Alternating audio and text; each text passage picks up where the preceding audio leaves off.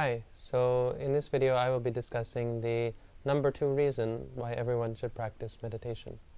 And the number 2 in the top 5 reasons why everyone should practice meditation is that meditation puts one on the right path. It allows one to live one's life in a way which can be considered moral, which can be considered noble, which can be considered truly an honorable way of living. So we understand in the meditation tradition that there are many ways that we can live our lives. We can live our lives angry, we can live our lives greedy, we can live our lives in delusion or ignorance, we can live our lives as an ordinary human being, we can live our lives in a sort of a generous or a charitable way, doing good deeds, doing unto others as you wish they would do unto you.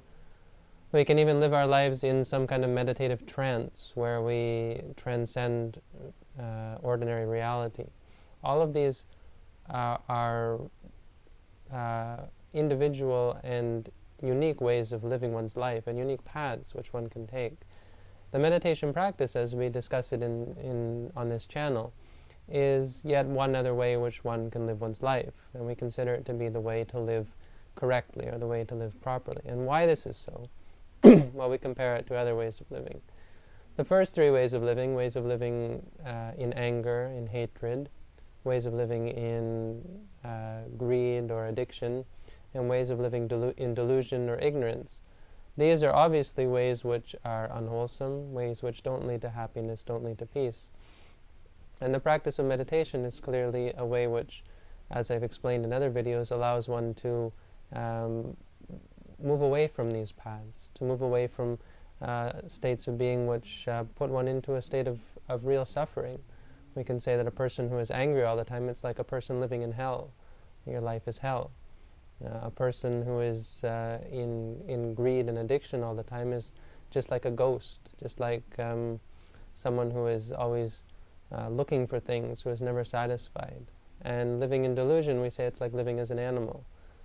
Living as an ordinary dog or a cat or a pig or a goat or a cow or any of the life forms out there which we might think are perhaps less advanced or less able to develop themselves.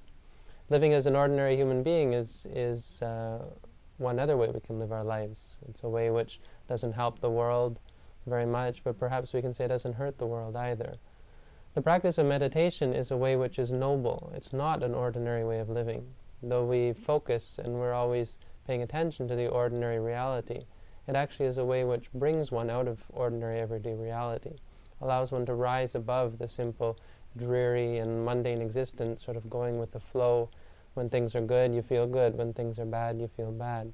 It's a way of rising above all of this and coming to see it for what it is, and living in a state of real and true peace and happiness. So it's not this path either.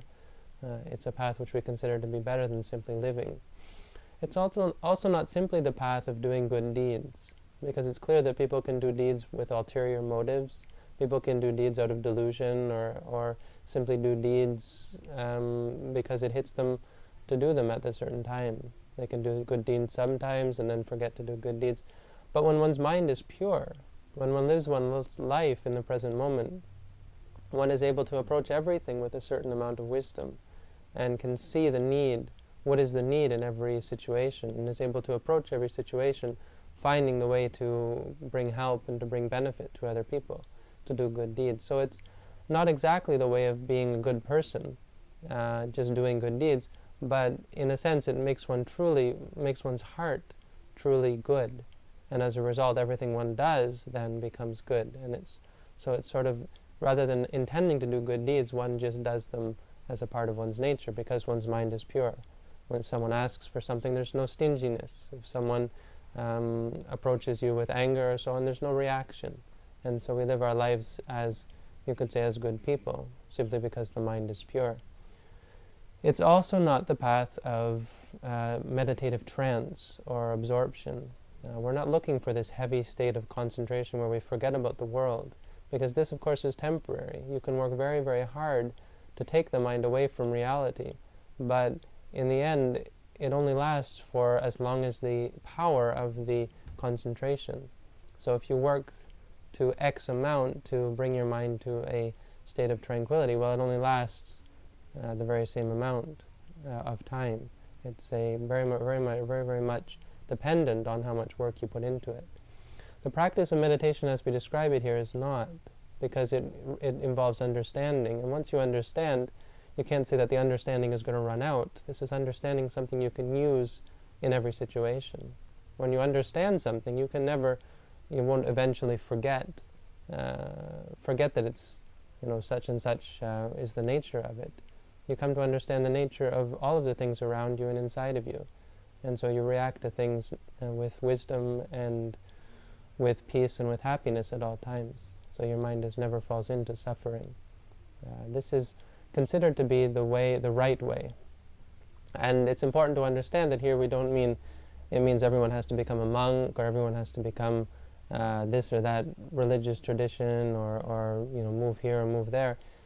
You can do whatever it is that you're doing right now, as long as it's a moral, wholesome thing to do and it's not creating states of suffering for yourself or others, and still be on the right path.